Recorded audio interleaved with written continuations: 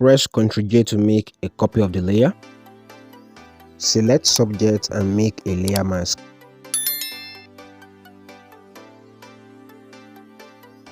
Go to text and make sure you select a good font. I am using Impact and change the text color to white.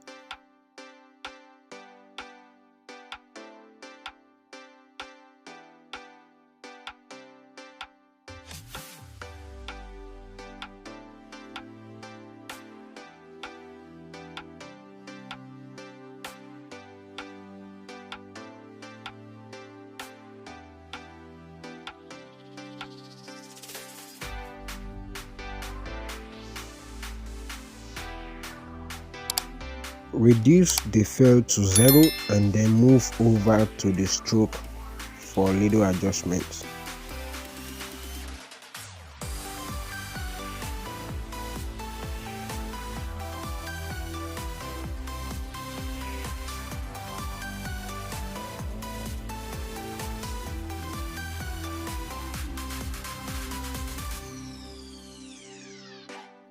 Hold Alt to click on that icon and hold the Ctrl key.